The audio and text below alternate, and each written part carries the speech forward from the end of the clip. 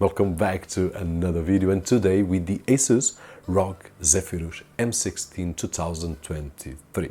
Now, I would like you to answer a question down below in the comment section, which is, if you had to evaluate this computer only on its aesthetics without knowing anything about it, would you say that it has an i9 CPU from Intel and the RTX 4090 from NVIDIA? Honestly, I wouldn't, but there are a few hints right over here that we will notice that probably in the future will make us look at the laptop and say, okay, this is the Zephyrus, so inside there must be a really powerful CPU and a powerful GPU, regardless of its size and regardless of its looks.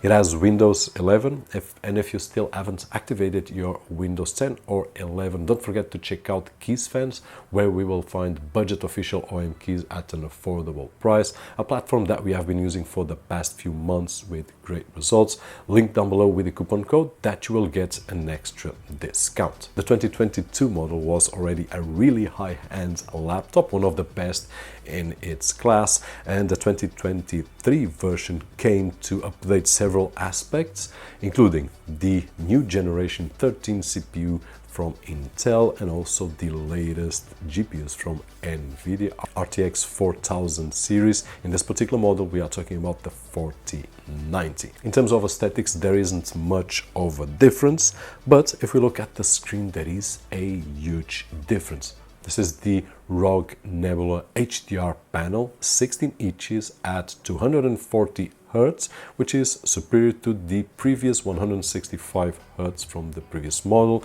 Resolution Quad HD, which is 2560 by 1600, 16 by 10 aspect ratio. Dolby Vision with 1100 nits of brightness, which almost blinds our eyes, just kidding. Mini LED, which will give us a true black experience, and that will enhance any kind of image, doesn't matter if it's a movie, gaming or any other. And of course, with this kind of resolution, refresh rate and performance, gaming, in my opinion, is the best possible scenario right over here. It has mini LED, which is the technology that will allow any manufacturer to put more LEDs on the same space compared with normal LEDs. And in this particular case, we can adjust that manually. We can opt in or out, but I don't see the reason to opt out because the experience is just awesome. When I compare this to my MacBook Pro screen, it is superior, and the MacBook is one of those computers that I do believe that it's premium on every single scenario. Of course, there are advantages and disadvantages on both sides, and we will talk about that more towards the end of the video. So with this screen, gaming sessions are really fun. And as you guys know, I'm not a gamer, but I did some sessions and I will share all the results with you in just a few moments, but it was awesome. Now, in terms of design, it's one of the things that I really enjoy as well, because it's really simplistic, minimalistic, and it will go unknown on anywhere. I can go to an office and no one will tell that this is a gaming computer. I can just do some productivity, but I can do some play while no one is looking.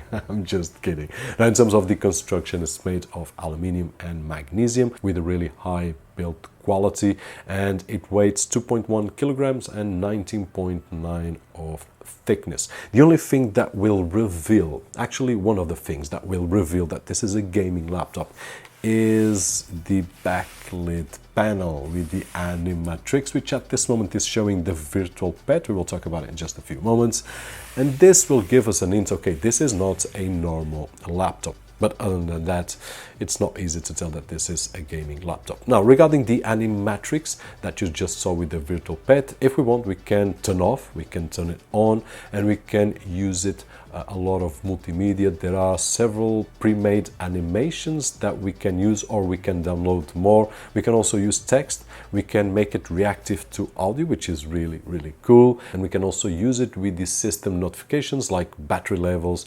email, or even with the virtual bed. In terms of specifications, this particular model has the i9-13900H, which has 14 cores and 20 threads, NVIDIA RTX 4090 laptop version, 32 gigabytes of DDR5 RAM, which we can upgrade to 64.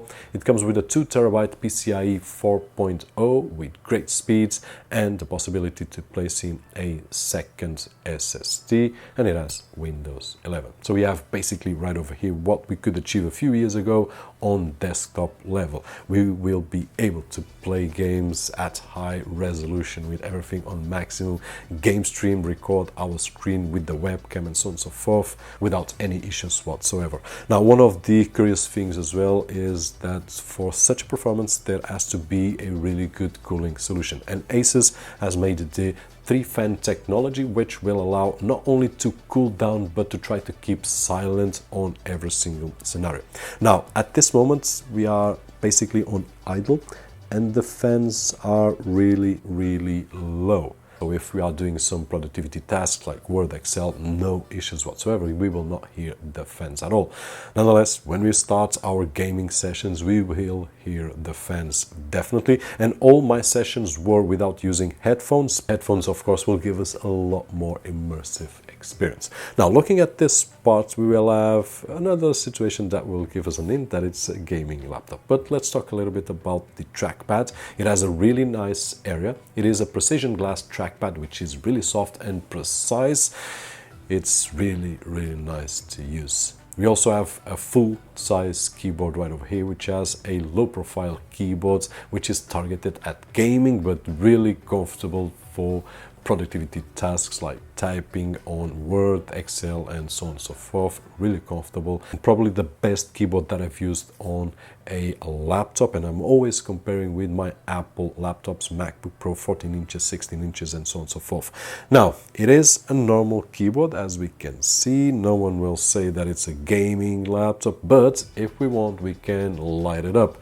First of all, we can just put white lights like a normal laptop with retro illumination, but if we want, we can also use RGB aura sync with some effects that we can use in different colors using Armoury Crate. In terms of connectivity, it has a lot of connectivity as well, starting with the fast charging and then Thunderbolt 4, which can carry image, data and charging, and also in the future external GPUs, which is something that we love here on the channel. HDMI 2.1, USB 3.2 and a 3.5mm jack. On the other side, we have a micro SD slot, USB 3.2, USB-A 3.2 and a Kensington lock.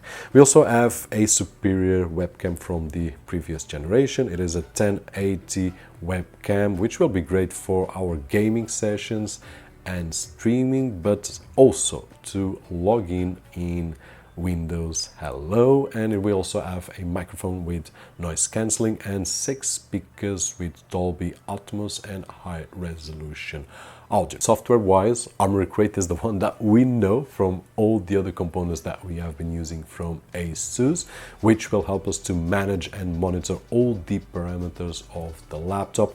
And now we also have the virtual pet, which you have seen on the back, and this is the new virtual assistant from Asus, and it lives on our desktop. Now, it reacts according to changes on the system like battery levels, temperatures and so on and so forth, and of course it is optional to use. In terms of performance in gaming, I did a few sessions, as I said.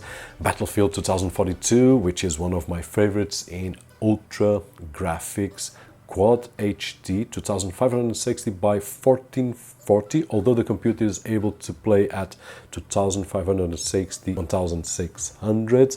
I was playing on 16 by 9 so that I could show better here on screen, and I was able to get 100 and above frames per second constantly, which is just an awesome experience on such a heavy game on a laptop. I also had fun with Overwatch 2, a preset on Epic Quad HD 2560 by 1440, and we were getting above 150 frames per second. So Overwatch is one of those games that will scale according to the system, but here using the higher end graphics we will get a awesome experience. Forza Horizon 5 with extreme preset on Quad HD resolution as well. I was getting roughly 80 frames per second and above. Sometimes it would dip to the 70s. And then finally Call of Duty Warzone 2.0 Ultra preset with Quad HD, and I was getting 130, 140 frames per second. Just have in mind that I was not able to show the frames per second on the Xbox game bar. Not really sure the reason that Warzone doesn't show, but as you guys know, I'm not a gamer, so there are some things that I miss. I do edit videos a lot nonetheless, and I did a few tries here and there. I can share with you one of the examples. I did cut a 5-minute clip 4K, and in terms of editing and effects and so on and so forth, you will be just fine. Rendering, so that you have an idea, a 5-minute clip 4K will render in under 3 minutes, which is just great. And to sum up, just so that you can compare with other machines, I will show you some benchmarks right over there. Wi-Fi 6E, I was getting 315 megabits per second download and 100 upload, but we will be able to get higher speeds than this because I was upstairs while I was doing these tests. I also got roughly 7,000 megabytes per second on reads and 5,000 on writes on the SSD. Geekbench, we got 2,555 on single core and 14,000 on multi-core score. Cinebench with 18,000 on multi-core and 1,919 in single core score. And then finally 3D Mark with 8,000 of global score. So this is it. The Zephyrus M16 is a awesome laptop, high-end laptop, and we could say that it's not cheap, but if we compare with other machines that we use, like the Apple MacBook Pro 16 inches with the new M2 Pro, which has a CPU which is a bit superior but has a GPU which is inferior. It only has 1 terabyte SSD compared to the 2 terabytes. Here we can upgrade to a second SSD. We can also upgrade the RAM. We also have a better screen than the MacBook Pro, while the MacBook is a lot more expensive, at least the baseline of that level. And if we add up to get the same amount of SSD and so on and so forth, then we will get a lot more. So that is the case that when we compare to other machines, okay, it's expensive, but when we look like this, it's not that expensive, having in mind the components that it has and the performance that it delivers. That being said, hope that you guys enjoyed the video, and if you did so, don't forget the usual thumbs up right over there, which is really appreciated on this side of the screen. My name is Roberto, and as always, I'll see you guys on the next one.